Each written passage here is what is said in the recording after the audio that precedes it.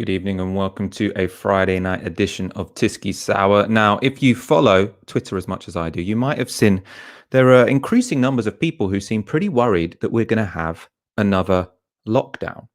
Now, personally, I don't think that's the case, but I do think there is some reason to be worried. The latest data from Public Health England has suggested or shown that the Delta variant is more transmissible, causes more severe disease, and has some resistance to the vaccine. So that causes some serious problems for our plans to remove all restrictions. As I say, I don't think this is the end of the world, but definitely something we need to be worried about. We will be explaining it all to you tonight.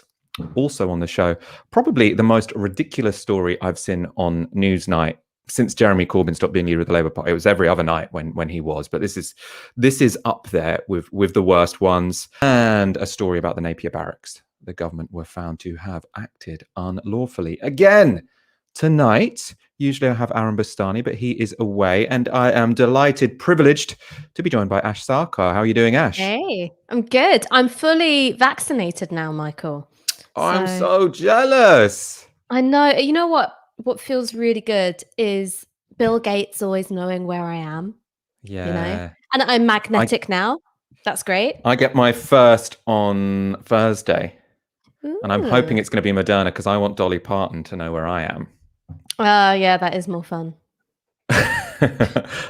If you're new to the show, do hit the subscribe button.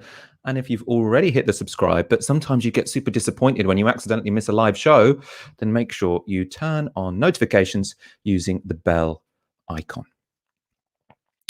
Now, Public Health England have released new data on the COVID variant first identified in India, and which is now known as the Delta variant. It's not looking good. So the data confirms that the Delta variant is more transmissible than the Alpha variant, which was previously known as the Kent variant. Now, PHE estimate it is roughly 50% more transmissible, though the Imperial epidemiologist Neil Ferguson, probably the most respected epidemiologist in the country, he told Radio 4 this morning it could be anywhere between 30 and 100% more transmissible. Now, this explains why it has been able to outcompete other variants quite so quickly. This is a chart from the PHE report, which we're taking most of our data from today. And this shows quite how quickly the proportion of the Delta variant has increased. So the light pink, you can see that's the Kent variant or the Alpha variant, which made up almost 100% of cases until the end of March. The Delta variant shown in purple now is the dominant one. That now makes up 71% of cases sequenced. So you can see quite how much more transmissible that is than the Kent variant. Remember, the Kent variant was already a lot more transmissible than the original. That's the one that caused us to have 60,000 cases per day at the start of January. So this is, it's significant that this variation has come into being. The report also suggested that the Delta variant caused more severe disease. This is what we didn't know already. So in terms of the greater transmissibility, we're getting a bit more accurate data as they collect more. But this idea that it causes more severe disease is new. And it's pretty worrying, actually. They found that controlling for age, sex, and underlying health conditions, the study found that people who caught the Delta variant were over twice as likely to end up in hospital as people who caught the Alpha variant or the variant first identified in Kent. So it's a very significant degree of greater risk. Lots of uncertainty there, but again, significant. Again, think of what India had to go through, man. They did this without the vaccines, with a virus which was way more transmissible than our Kent variant and also twice as likely to get you in hospital. Seriously, seriously worrying.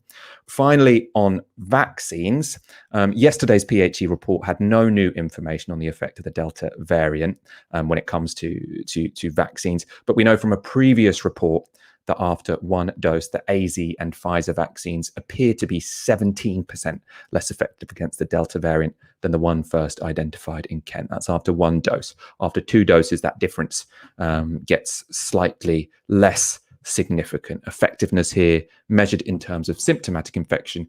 It could be, for all we know, 100% effective against severe disease. It's too early to say. In any case, what we have is a triple whammy. The Delta variant is more transmissible, causes more severe disease, and has some vaccine resistance. It's also, as you know, dominant in the UK.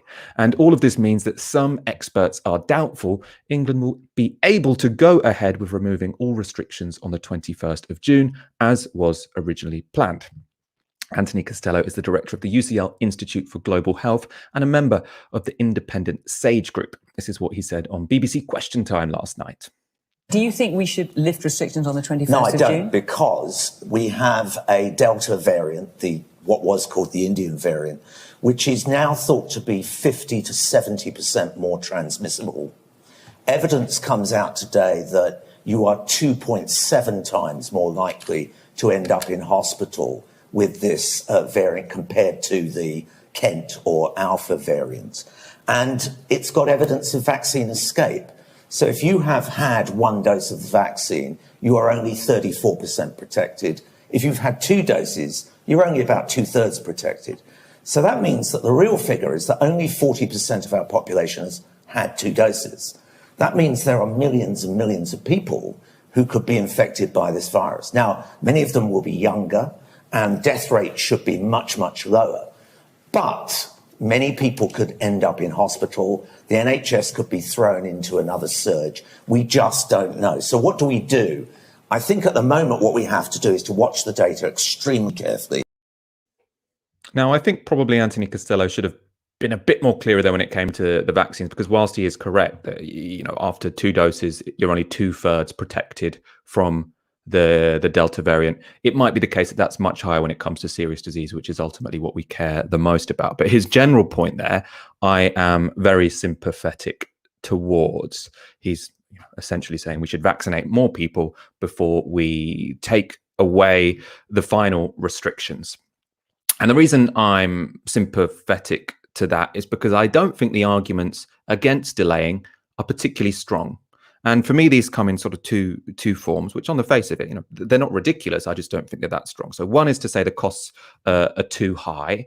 So even though this risks more hospitalizations or more young people getting long COVID, we can't go on any longer like we currently are. Now, for me personally, I feel like at this point in time, life is actually fairly tolerable. You can meet lots of people outside. You can drink in pubs. You can eat in restaurants. The only thing that will be delayed is nightclubs and mass events indoors, right? I can live without those for a month or so.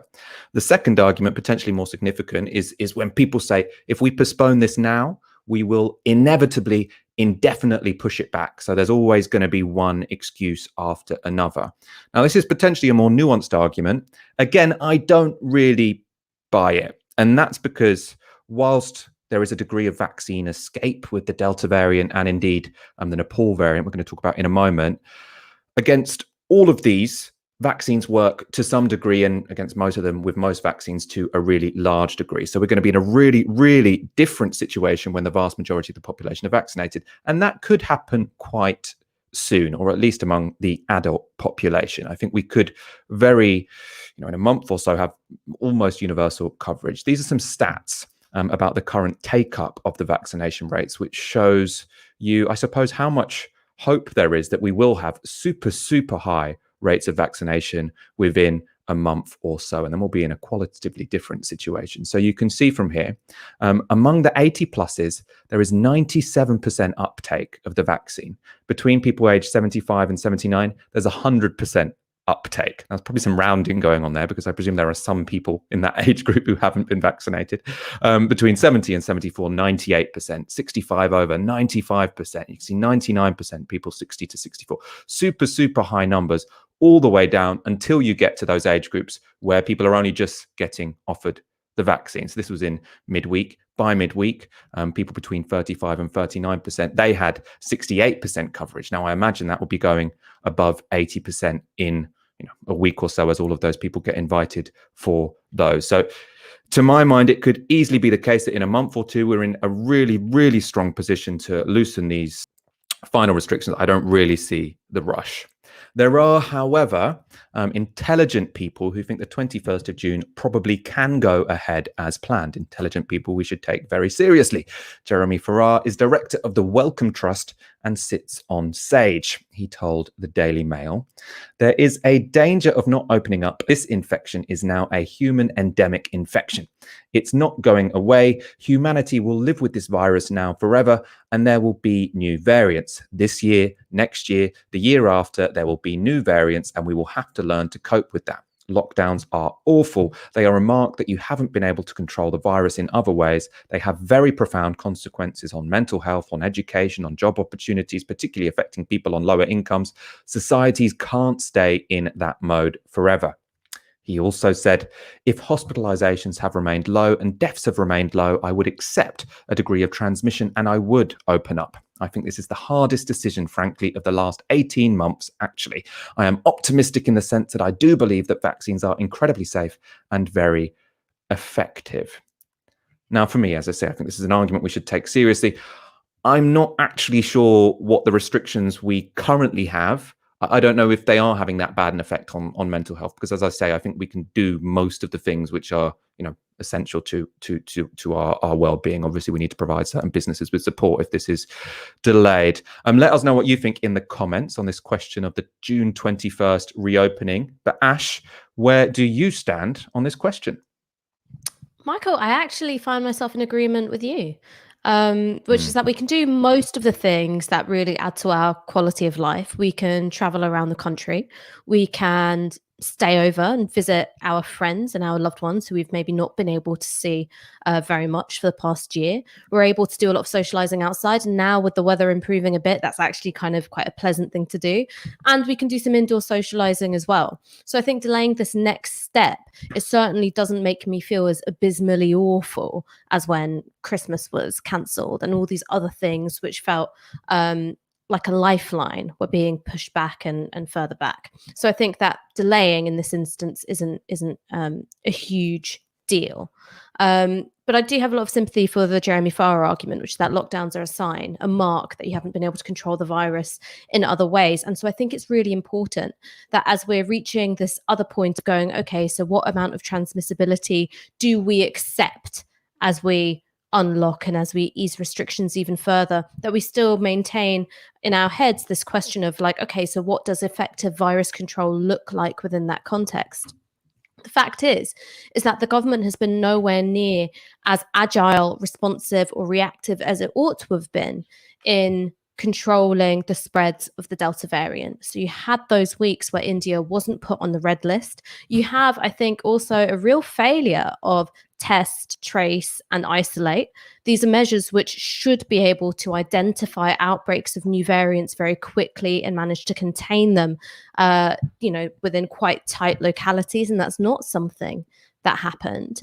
And I think there's also an issue that where there are local measures being put in, it was very, very light touch. So when the Delta variant was, contained to a few towns, there wasn't a sense of, okay, well, things are going to be different there, so we can stop that becoming the dominant strain nationally.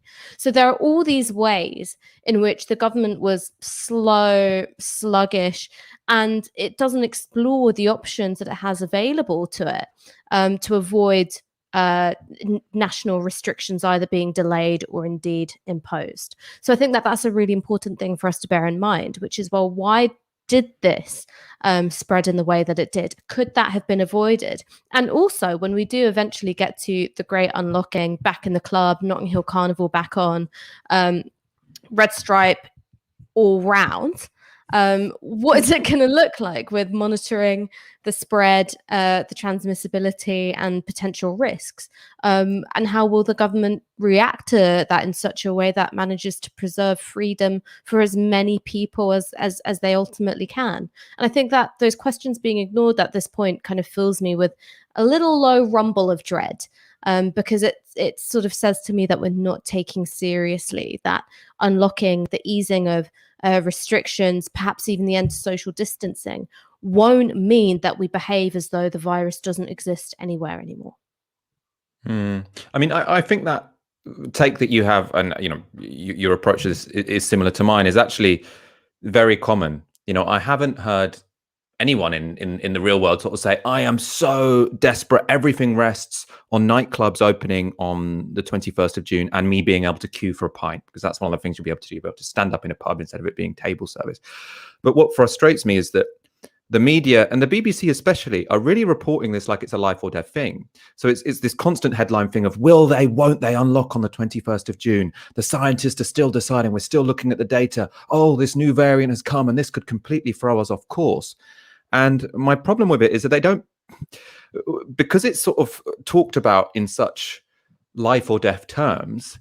That's where I think lots of people get this impression, oh, that we're about to go into a new lockdown, because they're like, if they're taking it this seriously, it must be a really big deal. And I think it really needs to be put in context that, look, what we're debating is whether or not we stay with what we've currently got, which isn't that bad, or we go to something even better. Right. And I feel like the way it's reported is more the other way around. Are we going to have to go back to lockdown? That's why everyone's incredibly stressed. I just think everyone, this 21st of June date, everyone should just chill out. I think we should learn about these variants, because I do think, they're worrying and important. But I just wish the mainstream media would just chill out about this particular day. And, I understand there are people who work in hospitality for whom this is a very serious issue when it comes to their businesses. But then that should be reported as an economy story. And it should be a question of, does Rishi Sunak have to cough up a bit more money in case these businesses can't open for 2 more weeks? But you know why? You know why it's being reported in that way. I mean, you're right. Of course, there are considerations with delaying, reopening the clubs and putting on mass events. Me learning how to dance again actually really hinges on that, because I've forgotten what my hips are for, like completely forgotten what my hips are for. But of course, a lot hinges on that. But the reason why it's reported in this way is because it animates and speaks to an internal division within the Tory party itself. So it is this tale as old as time, which is the minute you've got some kind of conflict between a Conservative cabinet and their backbenchers, or even rifts within cabinet itself, and quite often it speaks to, to what extent should the state intervene in something, then that ideological difference, that difference in political orientation within the Conservative Party, is presented as the fundamental dividing line for society at large. We see that again and again with Conservative Party stories. And one of the things that's, I think, worth bearing in mind is that, according to polling that's been done of the public, 50% of people wouldn't mind that much if the unlocking on June 21st was deferred, right? You had a minority of people saying, look, I really, really want this to happen by hook or by crook. But again, the story isn't reported in that way. The split within the Conservative Party is presented as though it's indicative of a much deeper division within society, and it's not. It's an ideological difference within the ruling party. No, I think that's such an important point, and actually an assessment of so many of the news stories that we face. It was exactly the same with lockdown when it was clear we needed one in January. The overwhelming majority of the public were like, please do something. We can see this is out of control. And the media were reporting it like, oh, will Boris Johnson U-turn and upset his backbenchers? And it's sort of like, this is just a completely irrelevant debate. Variants, let's go back to variants. As I say, I don't think any of these variants are going to take us back to square one, but we do have to be alert to them. And there is potentially one more, which is even more worrying than the Delta variant. This is currently known as the Nepal variant. Maybe they'll give us a name for it that doesn't involve a place at some point soon. But for now, we'll call it the Nepal variant. This has all the characteristics of the Delta variant we've talked about because it mutated from that one. But it also has a mutation which could make it even more effective at evading vaccine. So it would combine the transmissibility of the Indian variant with the Delta variant with the vaccine evasiveness of the South African variant, or the Beta variant. So it would be worrying if this were to become widespread. Again, it wouldn't take us back to square one, but we really don't want it to become dominant. That is why the government have taken Portugal off the green list, because they know that this Nepal variant is present, if not widespread, there. And that's upset some people traveling in Portugal because they're going to have to quarantine when they get home. Speaking on Sky News, the Community Secretary, Robert Jenrick, explained the decision. I appreciate this is very disappointing and frustrating for some people, but we always said from the beginning that we would do everything we can to protect the UK from infection, from new variants. And if circumstances changed in countries that were on the green list, then we would review it and take action accordingly. Two things have occurred in Portugal. Firstly, the amount of positivity has increased significantly. It's doubled in the last 3 weeks to a level that's much higher than we have here in the UK. And then secondly, and perhaps more importantly, although both countries have prevalence of the Indian variant, or Delta variant as it's called, we're also seeing in Portugal now growing evidence of a further mutation being called the Nepal variant. We don't yet know how much of a problem that is, how transmissible it is, whether it might be too difficult even for our vaccines. But it's important that we take a cautious approach. And so we take action now whilst we do research and learn more about that variant. It's, of course, good to hear Robert Jenrick talking about a cautious approach. It probably would have been helpful if the government did that in March, when we were importing hundreds and hundreds of cases of the Delta variant, which is causing us so many problems now. I'm going to go to a comment. Kieran Buckley with a fiver. 2 questions. Do you think this will be the final COVID wave or more to come? And do you think we will get out of all restrictions this year? Let's take those one by one. So do I think this will be the final COVID wave or more to come? I presume we probably will have more to come. I mean, we are having one in a way now. I mean, cases are rising, both because of the spread of the Delta variant and because we have fewer restrictions than we did a month ago. At this point in time, it seems like, that could cause a spike. It won't cause a wave as we had in January, because most of the vulnerable people are vaccinated. And even if you have a variant which comes along, which can evade those vaccines, we think probably it will have some effect, at least at stopping hospitalizations. You've got to think that the real big problem with COVID-19 when it arrived is that we were all completely what's called naive to this infection. We hadn't seen it. Our immune systems had no idea what it was. We were all completely taken by surprise. I'm sorry, the we here is all of our collective immune systems. If we've had the vaccine, even if there is a bit of a variant, we're not going to be completely surprised by this virus, which means that the effects of it shouldn't be quite so severe. So probably we'll have some more waves, especially if we get a new variant, which is more evasive of the vaccine. So it might, spread even if it doesn't cause serious infection. The final question: do you think we will get out of all restrictions this year? I've got no idea. I've got absolutely no idea. The issue is, I think there's a degree of confidence we need to have about how much the current vaccines protect us against the new variants, and the government might decide that we need to do a booster system in autumn, etc. And potentially there will be some new sort of minor restrictions. I don't think we'll have anything like a lockdown at all, but potentially you could have some fairly not particularly problematic recommendations. Work from home, don't go to big indoor nightclubs, things like that. I can imagine restrictions being in place, but not particularly onerous ones. Let's go on from COVID-19. In fact, actually, no, COVID-19 is very relevant to the next story. Before we go on to that, do like the video if you're enjoying the show. The High Court has ruled that the government acted unlawfully by housing asylum seekers in ex-military barracks during the pandemic.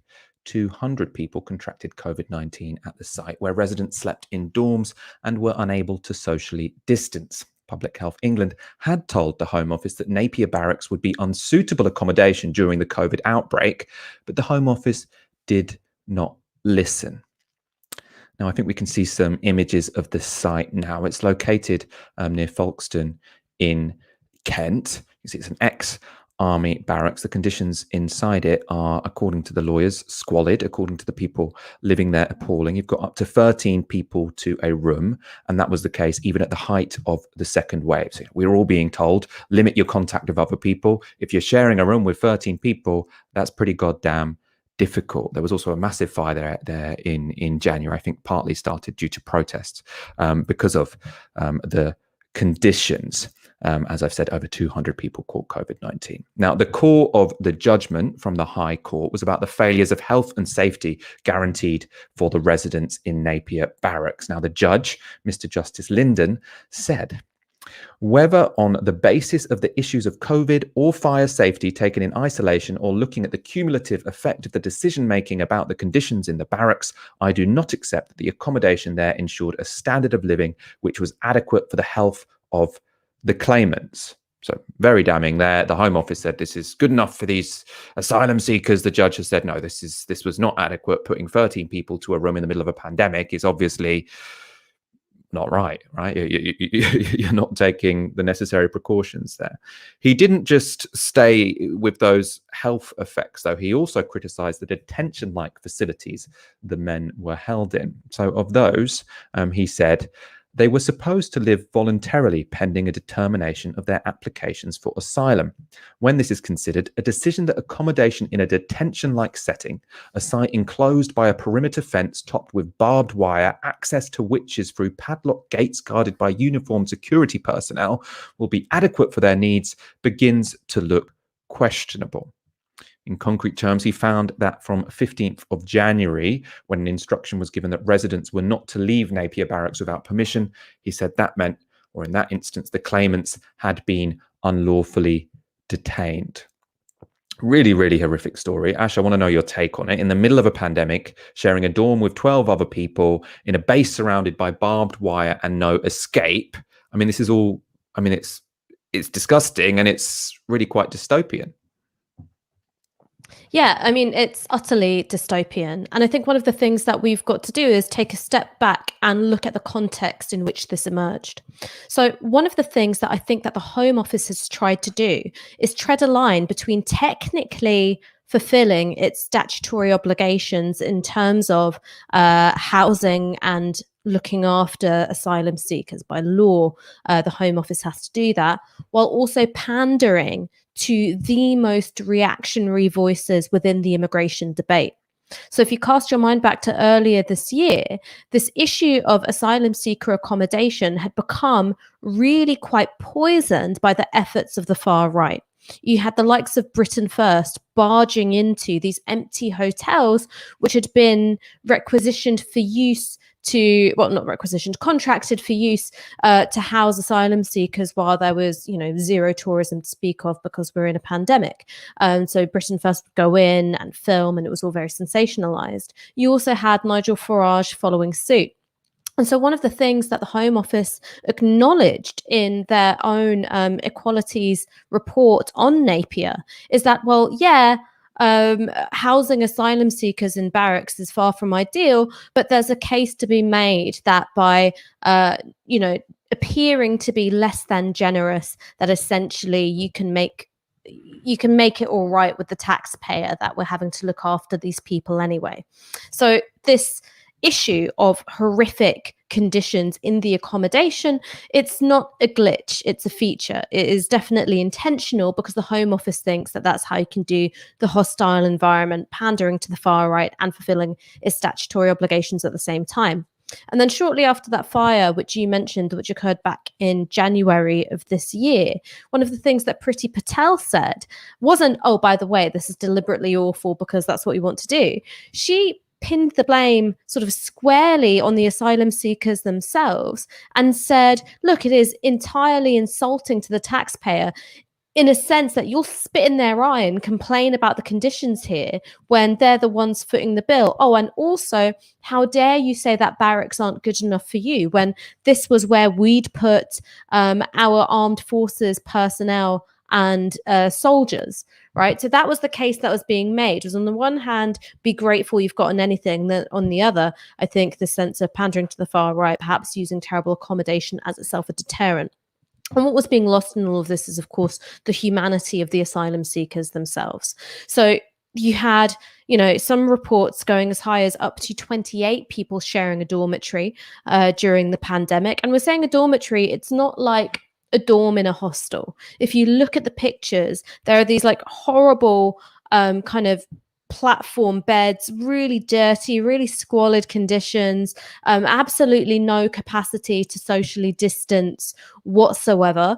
You're also housing people in a barracks, some of whom have experienced torture and persecution in the countries that they've just fled from. So it really is a distressing environment to put human beings in. And so what had happened is that the asylum seekers had raised complaints that their access to legal advice and to healthcare had been delayed or inhibited by the Home Office, that they couldn't socially distance, that there were these coronavirus outbreaks, that the accommodation itself was not fit for purpose. And that's what led to this protest and the fire that followed. After the fire was put out, the staff were instructed not to go back in, but the asylum seekers were made to go back into these buildings, which didn't have electricity or heating or hot food. So after this fire, these really vulnerable and deeply traumatized people were made to go back in. And so this ruling is significant in a legal sense. It means that the Home Office will have to agree damages with these 6 asylum seekers. It also perhaps opens the door for more cases to be brought against the Home Office. But in the political sense, I don't think we'll see anything looking like accountability.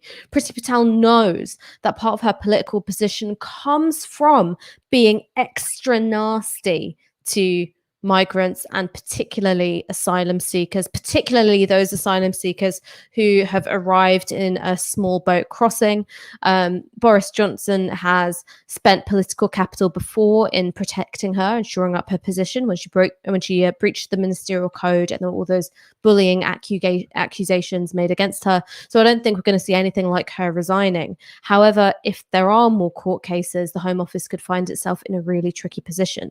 Does it choose the optics of looking nasty to asylum seekers over and above being in breach of the law, over and above having to make what could be quite costly payments? Don't know. I mean, it's really disgusting. I mean, as you say, this is not an accident. It's a political decision, isn't it? I do think a large part of this is, Nigel Farage going around saying how, you've put up these asylum seekers in hotels, and then Priti Patel thinks, well, we better put them somewhere disgusting now, which is disgusting. It's a political decision, it's political logic to take. We're going to move on from this story, and before we go on to the next, Novara Media's store relaunched recently. You can now get your hands on some Novara merch whilst also supporting us in the process, and we can bring you up some images of that now. Gorgeous wares.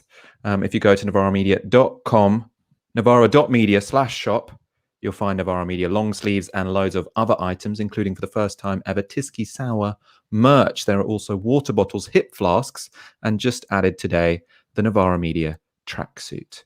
All clothes are organic and ethically sourced. I'm particularly excited about the tracksuit. So that's at novara.media/shop. When Labour was led by Jeremy Corbyn, senior staff members sought to undermine the party during a general election. How did the BBC react to this news? Silence.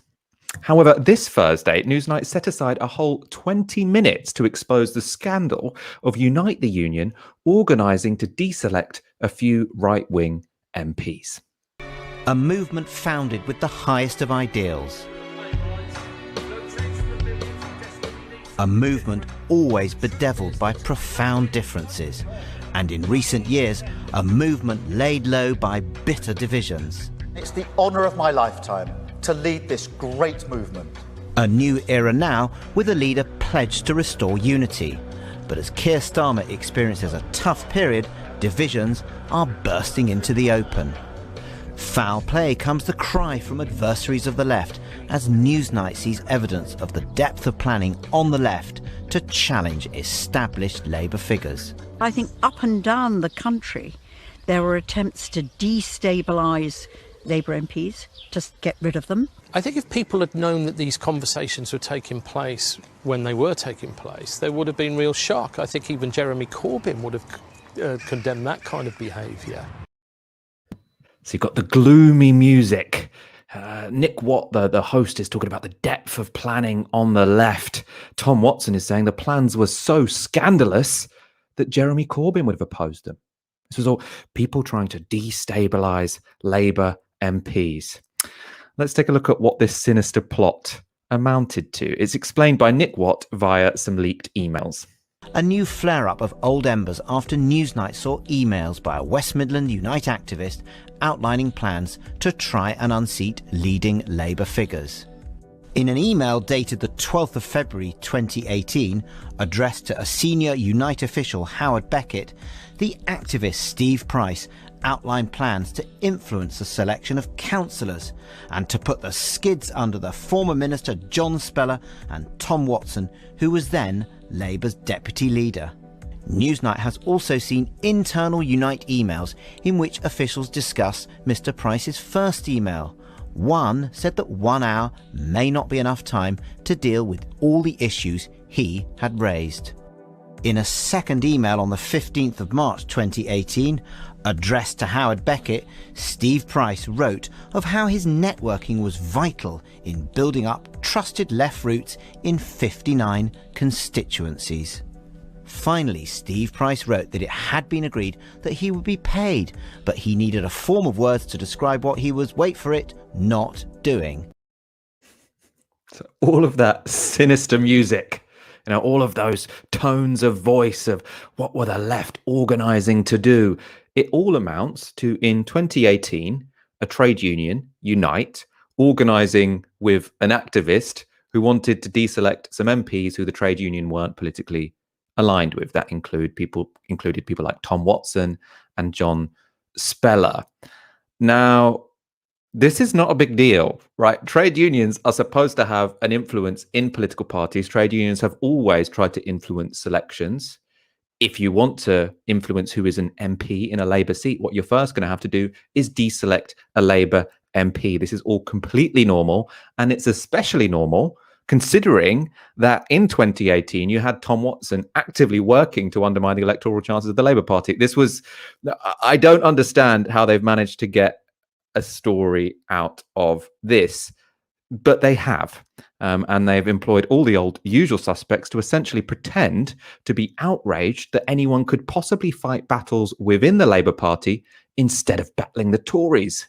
It's outrageous that at a time when all our focus should have been on defeating the Conservative government in the interests of the people whom we're elected to represent, that the Unite, our biggest union, that there was a discussion going on about how to undermine sitting MPs and get rid of them in something like 59 constituencies, that there was a discussion about getting rid of councillors who didn't meet the political agenda of the few people at the top of Unite. There was discussion about sacking key officials at the Labour Party, the General Secretary and the official in charge of looking at anti-Semitic complaints. And there was a discussion about placing people in seats where MPs were retiring or those seats were seen as marginal. It is appalling to envisage that all that was going on when we were all trying to defeat the Conservative government. And as a trade union, never has it been more important for them to do their day job, which is to defend their members' interests against all the changes that come from the gig economy, from insecure labour, and from the challenge to employment rights. No, if I had any more hair when watching this, I would have teared most of mine out, because watching Margaret Hodge complain about people who dared to organise inside the party instead of battling the Tories, because the only priority should be battling the Tories, it's bananas, quite frankly. Margaret Hodge spent the past 5 years at every opportunity undermining the electoral chances of the Labour Party by going on the radio and calling the leader a racist, right? She had a vote of no confidence in the democratically elected leader. She had no interest in Labour winning any elections during those whole 5 years, yet she's allowed to go on Newsnight and claim to be outraged that anyone did any completely legitimate organising within the Labour Party. She even made it sound sinister that Unite wanted to help select MPs, even in seats where the sitting MP was resigning. No one in their right mind thinks that's remotely sinister. I'm obviously in favour of mandatory deselection. I think it's perfectly within any activist's right to try and deselect a sitting MP who they don't feel is properly representing them. But she made it seem like even placing an MP where someone is resigning is a problem. I mean, you've also got to take some of those examples. You get that they were trying to get rid of the person who was in charge of anti-Semitism complaints. Now, you've got to remember, Margaret Hodge the rest of the time is saying the anti-Semitism complaints were dealt with so poorly. Why do you think they were maybe trying to get rid of that guy, right? She also says they were trying to get rid of the General Secretary. we know from the Labour leaks that the General Secretary partook in conversations where people were incredibly disappointed that Labour had taken Theresa May's majority off her. So for Newsnight to allow this to be pitched as there were some left-wingers who were too distracted to win elections, when literally talking to some of the people who were most obsessed with undermining Labour's chances, is very, very bad journalism, to say the least. The story doesn't end there, because Hodge didn't just sort of take pride of place in this Newsnight segment. She has also used this story of these leaked emails, which I find very inoffensive, to notify the police. She's told the police on Unite the Union, in particular Howard Beckett. Why is this a police investigation? Obviously, they might complain about MPs getting deselected from their jobs for life. That's not a police issue. Her claim is what's dodgy is the funding of this, or the potential funding of this. So let's look at her explanation of what she thinks was unlawful. She says, I have recently seen emails suggesting that Unite top officials have been covertly funding political activities, keeping this secret from its hard-working members. If true, this is unlawful. Now, the emails in question were shown in the Newsnight report. They're from an activist, Steve Price, who suggested that Howard Beckett, who's the Assistant General Secretary of Unite, had agreed he would be paid for the organising he did. Now, this would be problematic if it happened and was not declared. When trade unions do political campaigning with their money, which is perfectly legitimate, they're supposed to say they've done it and say how they spent it. So if this happened without being declared, it would be problematic. But there is no evidence that happened. All there is evidence of is one activist saying, oh, someone told me I could get paid, and no one replying. On Newsnight, Howard Beckett, who is the person who these allegations are essentially being targeted towards, he responded to the allegations. Yes, Steve made a proposal to me and I decided to go in a different direction. There was nothing wrong with the proposal that Steve made. The idea that Tom Watson is shocked by this is quite extraordinary, but I decided to go in a different direction, including our political officers. So no, the arrangement never was formalised with Steve. But as I say, there's certainly nothing wrong with the suggestions that was made in his email. You say never formalised, you went in a different direction, but it is very odd language. For instance, can you explain what's going on here? I need a form of words to describe what I am not doing. If there's nothing wrong with that, why does he need a form of words to describe what he isn't doing? No idea. I have no idea why Steve chose that language. It's over 3 years ago, but obviously Steve is an activist in the West Midlands, a good activist. He obviously had ideas in his own mind as to how he could generate activism around the West Midlands, and he wanted some financial remuneration with it. I decided in the end that I would go with our political officers, and I wanted to see that activism that Steve talked about organically grow rather than have a fiduciary relationship. But there was nothing wrong with Steve's suggestions at all, and there was nothing shocking about it. So, first of all, he's saying, quite rightly, well, he said he thought he was going to get paid, but we never paid him. Maybe a misunderstanding happened. These things happen all the time. By the way, I have no idea if they did. I just think it's ridiculous that this story from 2018, which at most, how much money could this have involved if it actually happened? How is this worth a big deal Newsnight story? Also, it's worth saying, she's saying, well, why would he unless this was deeply sinister, why would he have said, I need a turn of phrase to explain what I'm not doing, right? And for me, it's obvious what that would mean, which is that unfortunately, despite lots of campaigning that we did on the left, to campaign to replace your sitting MP, you have to do lots of negative campaigning. Because we don't have open primaries, you have to deselect them first before you get to select someone better. Now, obviously, trying to deselect a sitting MP, at the very least, it's a little bit awkward. You don't normally say, oh, I'm organising in this CLP to deselect the sitting MP, because people will look at you a bit funny, right? So it's quite natural that you're not going to necessarily say that that's your explicit plan. And the reason that's necessary is because the structures of the Labour Party are so awful. The thing, though, ultimately, because we're getting into the weeds now, because the big picture here is this is all from 2018. The amount of money, I assume, is involved, if there is any money involved. As I say, there's no proof. There's all of these denials from Unite would be tiny. This is being dug up now because there are general elections going on in the Unite, elections for the General Secretary of Unite going on now. Howard Beckett is one of the candidates, and members of the PLP don't want him to win. So they've leaked these pretty innocuous emails to Newsnight, and Newsnight have decided to do a whole 20-minute piece on it, interviewing all of these people who spent 5 years wrecking the Labour Party as if they're serious authorities on questions such as this.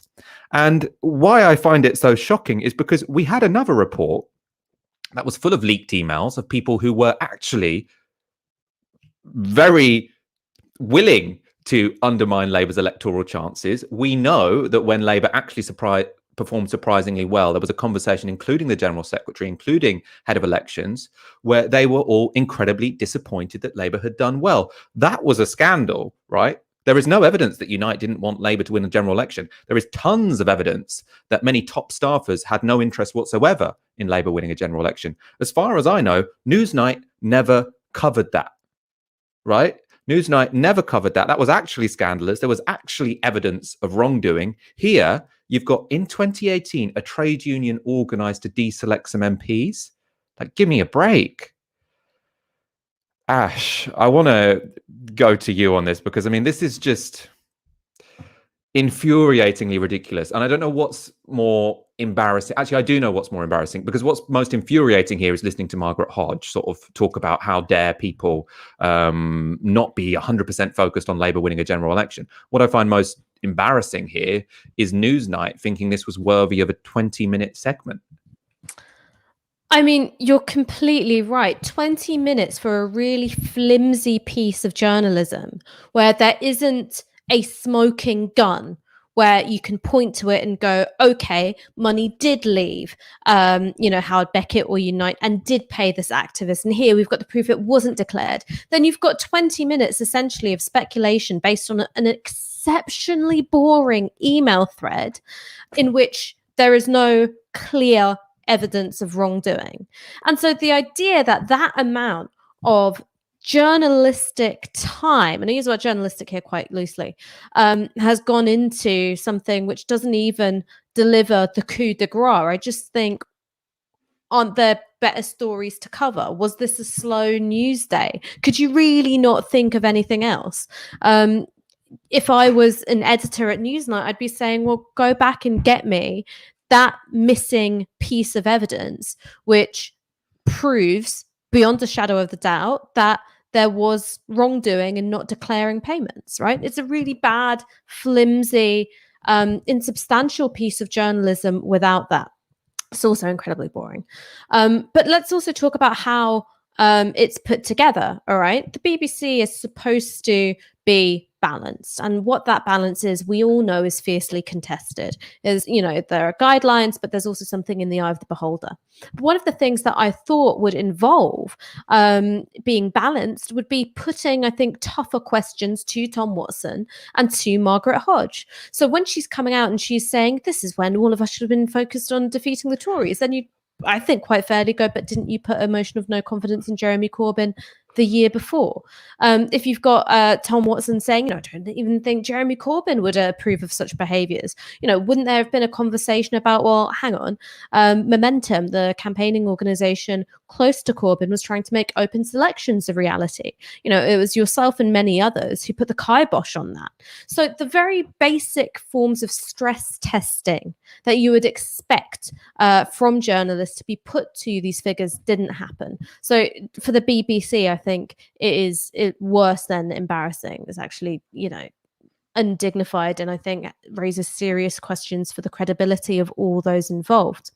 But let's get back to, the kind of, when you've got a story like this, which is essentially so bureaucratic, tedious, and, flimsy that it doesn't have a killer blow, you kind of have to squint at it to see what the picture is, right? It's kind of impressionistic. Essentially, what this is trying to achieve is an overall, I think, smear of Howard Beckett, who is one of the left candidates in the race to replace Len McCluskey as General Secretary of Unite.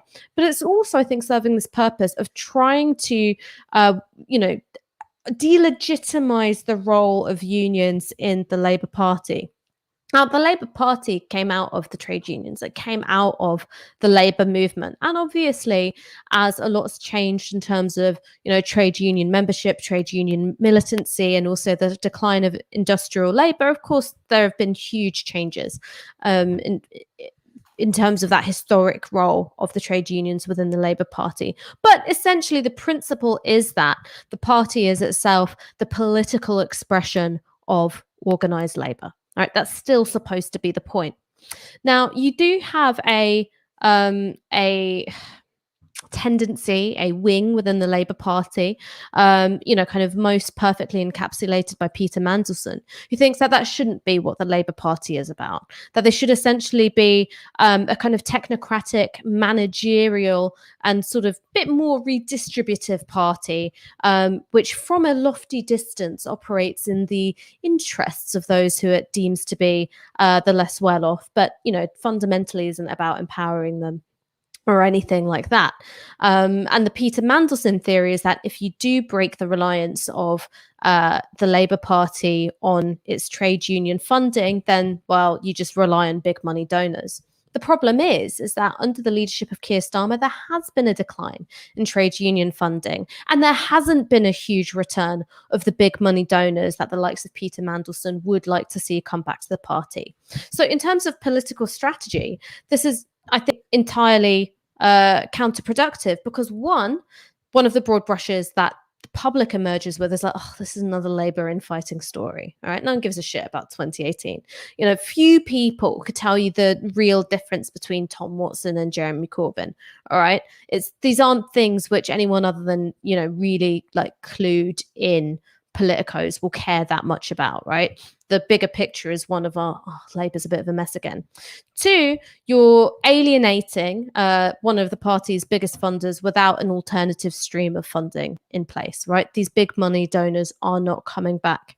And three, what you end up with, I think, is a strange thing to do, which is if you're the Labour right and what you want is for Howard Beckett to be drummed out of the Unite leadership race, well, at the moment, there are multiple left-wing candidates, right? And if you keep all of them in the race, you have an increased likelihood of someone who is, kind of more affiliated with the right of Unite, coming through as the left-wing vote gets split.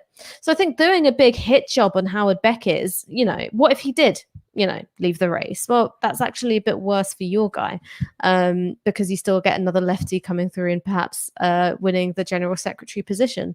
So yeah, just embarrassing, poorly thought out, unstrategic. And I was watching that segment mostly because you told me to, Michael, and I was like, how is this going on for so long? You can go and watch that on iPlayer if you want. Thursday night on Newsnight. I laughed out loud a few times just because of how ridiculous it was. One thing I do want to mention, right? So there are two ways that story could have been relevant. So one, it's the whole sort of like deselection is an illegitimate thing to do, right? Which I've explained enough times why I think is ridiculous. The other is this is a bad story of money being used illegitimately in politics. Now, you've got to think here. I've got no idea if this money changed hand. Obviously, Howard Beckett's denying it. It seems like their evidence is very, very weak. But the amount of money you'd pay an organizer to help deselect some people is not much money. You're talking a couple of grand or something. Again, this is completely hypothetical. Now, yesterday, another story about money in politics broke, which was that a lord who Boris Johnson gave a peerage, despite objections from the House of Lords Ethics Committee, gave the Conservative Party £500,000 3 days after being sworn in to the House of Lords. Now, that's a genuine story about money in politics. That's a lot of money changing hands, and it's a lot of money changing hands between an elite with vested interests and the party in power. This was a trade union whose job it is, or one of their key jobs is to organise to make political change, and who have every right to organise in selection campaigns. Potentially, they've denied it, but the allegation is paying one activist a bit of money to tide him over while he's organising. It's completely ridiculous. We've got one more clip of it for you because I want to show you how biased the host was in the discussion afterwards. Before we do that, if you are enjoying tonight's show, please do subscribe, because we don't do arbitrary hit jobs on trade unions with no evidence. Let's go to this clip from the show from Newsnight. And I think what's important here is it really shows you basically how much disdain Emma Barnett, who's hosting Newsnight in this instance, has for trade unionists, and how much deference she has towards MPs. You completely see the different way she speaks to Howard Beckett, the different way she treats what Margaret Hodge has said to what anyone at Unite has said, and then the different style of question she asked to McDonough, who is on the panel with Howard Beckett. Let's take a look. You think Margaret Hodge is going to the police because she doesn't want you to be in charge of the union? You genuinely think that's why she's doing it? Of course she is. She's got no other reason to go to the police. There's nothing unlawful. Well, she's just listed all those reasons that she said in the film. Well, I'm not sure what she listed, Emma. You must have heard something said that I didn't hear say, because what I heard from Margaret Hodge was we should all have been working to defeat the Tories in 2017. Well, she called it appalling. She called it appalling, and she's concerned about third-party payments and potential criminal activity.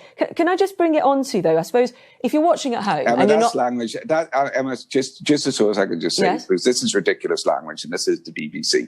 There is no criminal activity in respect of this. If we wanted to engage someone to generate activism within the region, or if we wanted to ask a third party to sponsor someone to engage in political activity in a region, that is completely and utterly appropriate. And that is democracy in play. There's no criminal activity. Margaret Hodge is making a political stunt as here. you have said. And let me come back to you. The hypocrisy of her making a political stunt whenever she undermined the efforts to get a socialist government in 2017 is risible.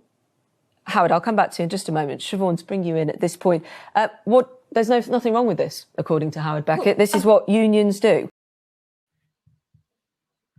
Now, take all of those questions, whether or not they were put towards Howard Beckett or Siobhan McDonough, were hostile towards Howard Beckett. So first of all, she says, "Do you really think? Are you really suggesting that Margaret Hodge could call the police because of political reasons? Almost implied in her voice that this is an outrageous thing to say."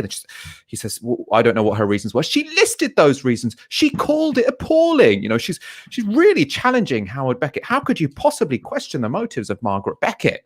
Then when she goes to Siobhan McDonough, her question is essentially, isn't what Howard Beckett's saying ridiculous? She says, they say it's completely normal for trade unions to do this. Do you think this? Now, that's not a challenge to Siobhan McDonough. That's an invitation to trash trade unions. As I say, we haven't showed you the whole piece. You can go watch the whole thing yourself. This is definitely a fair reflection of the tone of the whole piece. But I just find that open disdain for trade unionists, and especially left-wing trade unionists, compared to the deference towards MPs, appalling. Ash, I want your take on that, and I suppose how Emma Barnett gets away with it.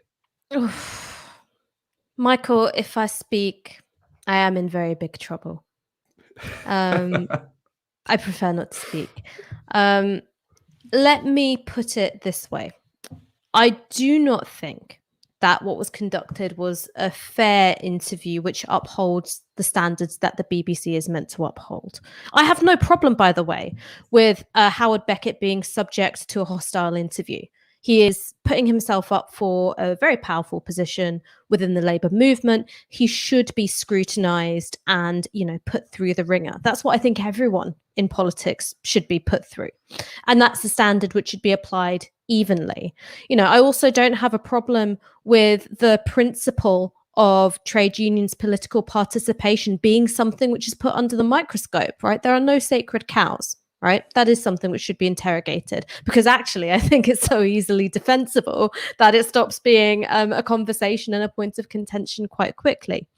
But these standards which are being applied to Howard Beckett, which is that there is evidence of his wrongdoing by virtue of having received an email, is not a standard of morality or integrity that I think that Emma Barnett, were she to be held by those standards, would have the kind of career prominence or success that she does. And that's all I'm going to say. This is all a matter of public record. You can Google Emma Barnett father emails and you can see what I'm talking about. Because if we say that the emails that you receive is evidence that that wrongdoing is going on and therefore you are not deserving of a role in public life, that's not something that I think would be a standard that would mean that she would end up with the career that she has had. Put it that way. That was a very enticing way to end that segment. We won't go any deeper into that, but you can use Google if you are interested in learning more. If you are enjoying tonight's show and you haven't already, please do consider becoming a regular supporter. You can do that at novaramedia.com/support. We ask for the equivalent of 1 hour's wage a month. If you do this already, thank you so much. You make all of this possible. A couple of comments. Fruitbat with a £5 asks, Ash, we love your Mini Marx bust on the windowsill. Any tips on where you bought him from, as he would make a perfect gift for a comrade? Do you know something? So this is Carl. He lives with me. So what happened is years ago, Eleanor Penny and our lovely head of video, Gary McQuiggan, went to shoot a documentary about Rosa Luxemburg, and Gary bought Carl to live in the Novara office. And then what happened is that because Gary didn't have space in his luggage, Elle took it. And then Carl was living with Elle for a bit. And then for a while last year, I was also living with Elle. And Gary then clocked that Carl was still in the possession of Elle. So then Elle was like, okay, you take Carl and give it to Gary. In the meantime, Gary had bought another one of these for the Novara studio. So I've ended up with this one. So it has gone through the hands of many a Novara staffer, and he's in my custody for now. Sounds like you'll have to @ Gary McQuiggan to find out where to purchase that delightful bust. Supifa Dematagoda with $4.99. I'm all over that NM tracksuit. Let's get 1 million subs. Yes, let's get 1 million subs. I'm also all over that Novara Media tracksuit. Dom Graham with a $5. Was my 44th birthday yesterday. You guys do a great job. This lifelong socialist is grateful we have indie press like Novara. Wish I could donate more. We appreciate any amount you can donate to us, and thank you so much for it. And all of our best wishes for your birthday yesterday, or a belated happy birthday from all of us. Let's go on to our final story. When the government announced its first lockdown in 2020, they recognized that people who were unable to go to work might struggle to pay their rent. Now, to that end, they implemented an eviction ban. Communities Minister Robert Jenrick promised that no one would lose their home because of the pandemic. It was all very good rhetoric. The ban was, of course, welcome. However, now that ban has come to an end. And according to the Joseph Rowntree Foundation, 400,000 renters have already had eviction notices or been told to expect them.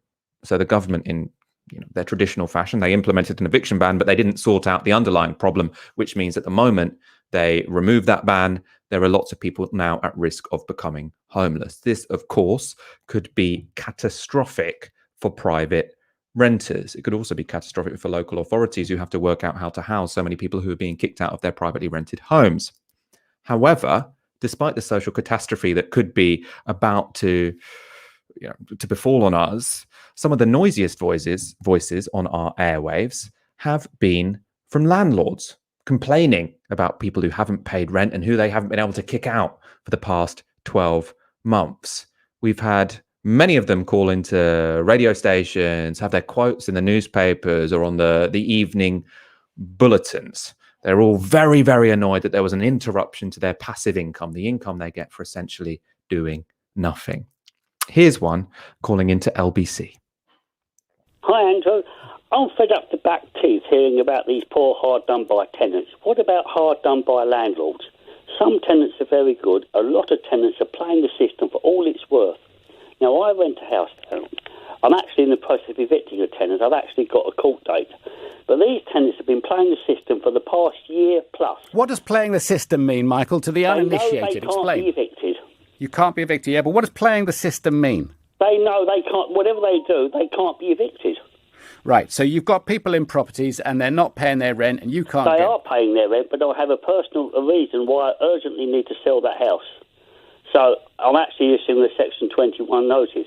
But the fact remains is, what tenants seem to not understand, and what people like Shelter don't seem to understand, is this is the landlord's house. It's up to him what happens with it. Now, I need to actually apologise there, because in my introduction, I was saying we've heard loads of landlords on the airwaves saying that, you know, they're upset and pissed off that their passive income was interrupted because they had tenants who couldn't pay the rent because of unforeseen circumstances, the COVID pandemic, and they haven't been able to kick them out in the middle of a pandemic. So they're all very, very upset about this.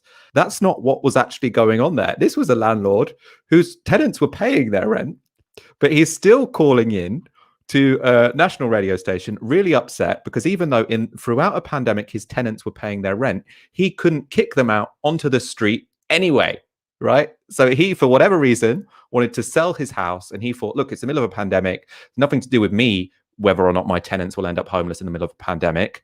I want to kick them out. It's my house. I can dispose of it how I want to. I always think becoming a landlord has a tendency to turn people's brain into mush, right? And I think that was really an example of it. Let's watch a little bit more of that call.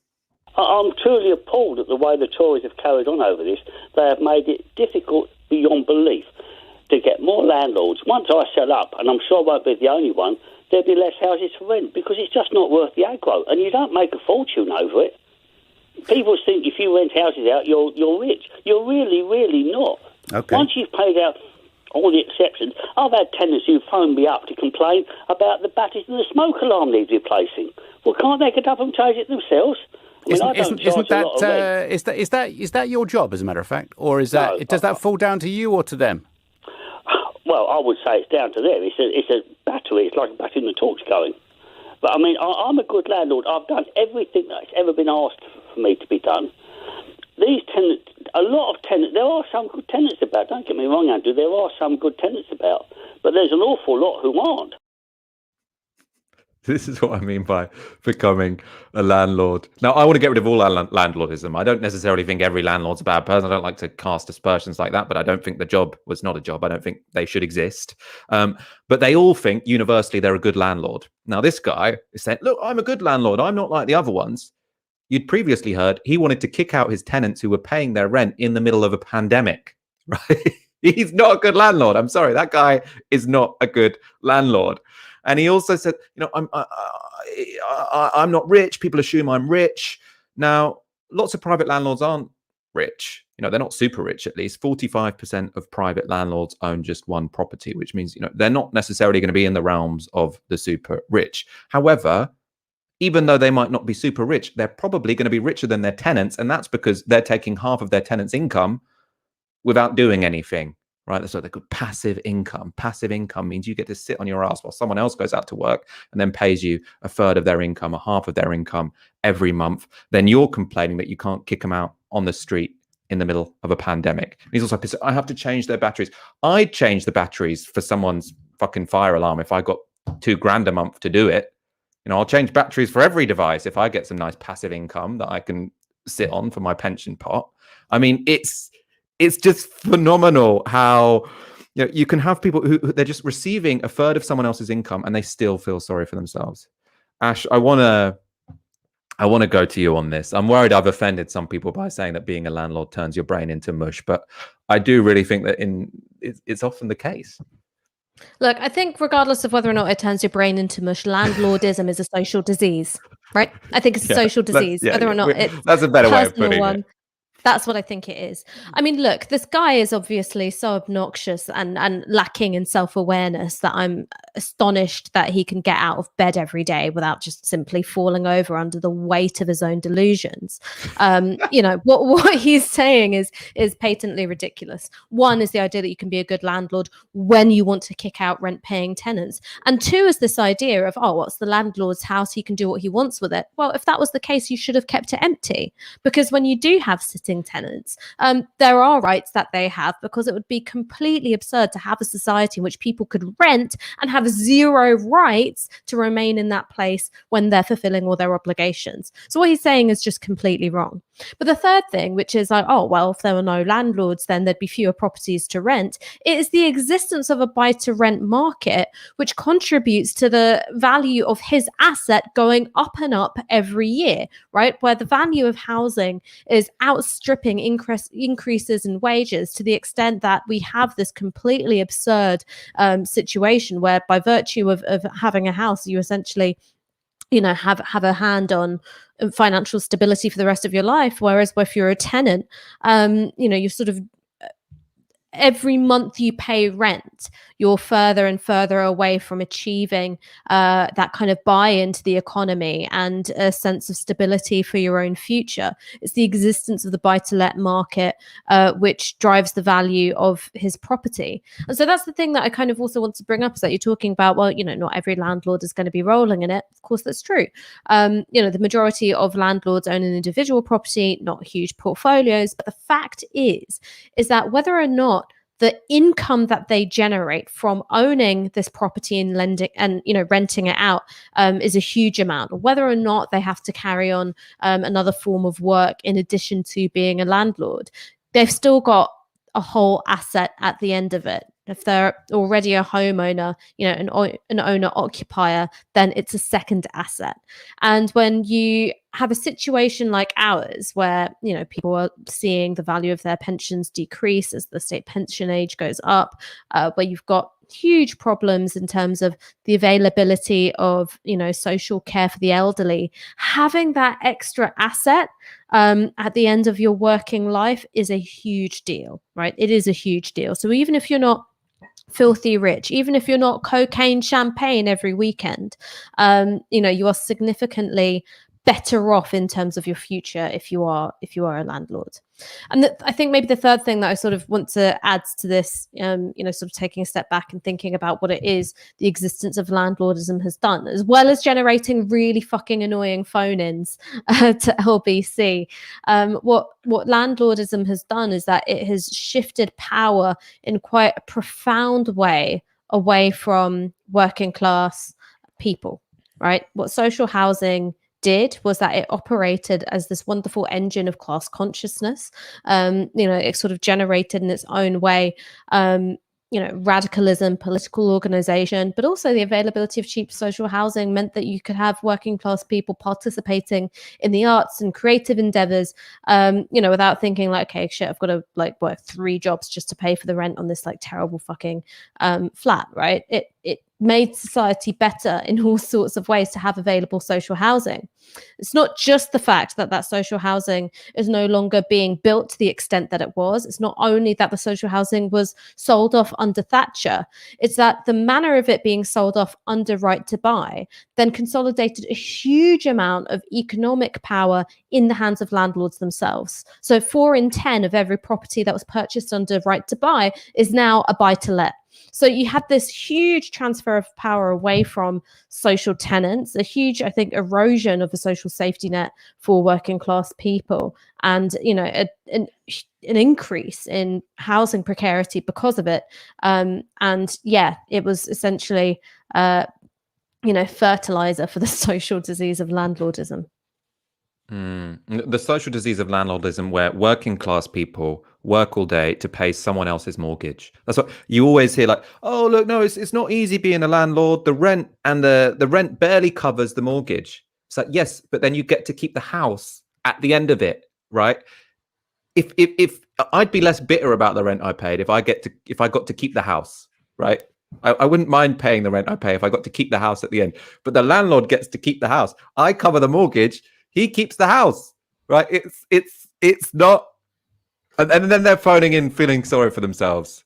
So I always get especially bitter when we talk about landlordism, because I just think it is the most unjust feudal relationship we have in society. I don't think there's any justification whatsoever for it. There's no economic benefit to having working people pay the mortgage of people who were lucky enough or rich enough to buy an asset in the first place. No social good comes of it whatsoever. Abolish landlordism, build council homes, and that crybaby calling into LBC can get a real job. Michael, are you a secret Maoist? I am. I'm quite into that kind of stuff, actually. Yeah. You know what? I think when it comes to landlords, we're all Maoists, baby. We are all Maoists. Exactly. We can have some efficient markets in some places, but landlordism, get rid of it. All right. Let's end tonight's show there. Ash, it's been an absolute pleasure being joined by you this Friday evening.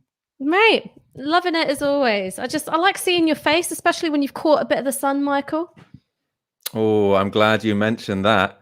I was glad it rained today because it made it a joy planning this show.